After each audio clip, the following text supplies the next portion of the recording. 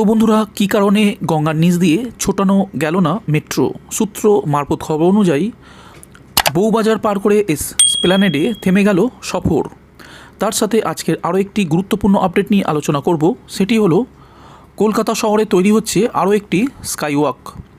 দক্ষিণেশ্বরে স্কাইওয়াক তৈরি হয়েছে বছর কয়েক আগে, চলছে কালীঘাটে স্কাইওয়াক তৈরির কাজ।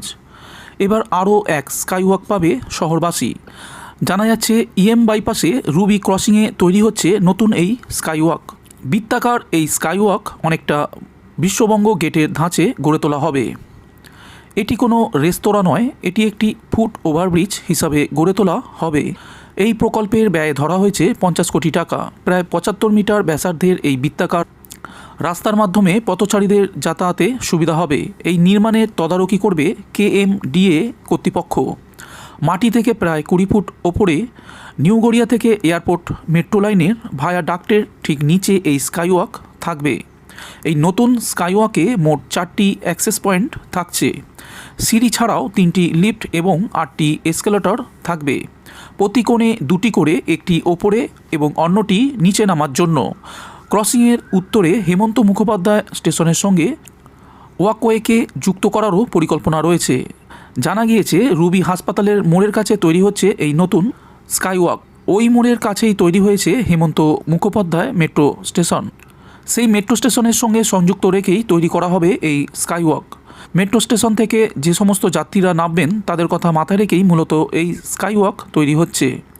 KMDA আধিকারিক জানিয়েছেন, এই নির্মাণের ফলে নিত্যযাত্রীদের অত্যন্ত সুবিধা হবে এবং তার সাথে রাস্তা পারাপারের সময় যানজট আর দুর্ঘটনার সম্ভাবনাও কমবে।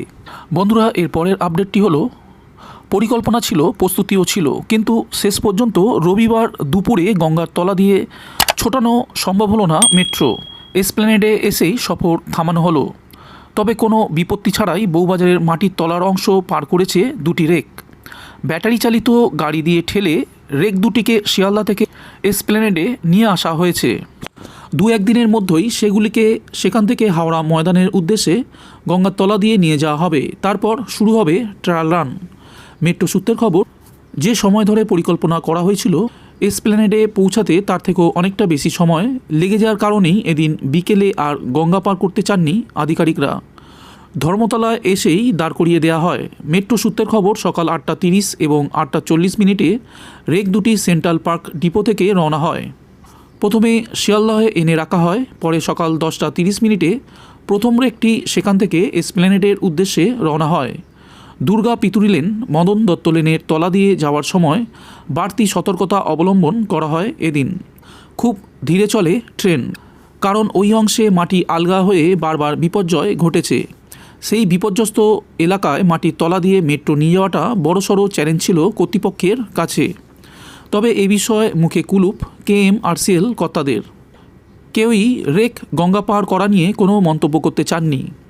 যেহেতু 2টি রেক এখনও হাওড়া ময়দানেই পৌঁছায়নি, তাই মহড়া শুরুর দিনও ঠিক হয়নি। তবে চলতি সপ্তাহে তা হবে বলে জানানো হয়েছে। মহড়া শুরুর মাস 6 পর থেকেই যাত্রী পরিষেবা শুরুর পরিকল্পনা নেওয়া হয়েছে কর্তৃপক্ষের তরফে।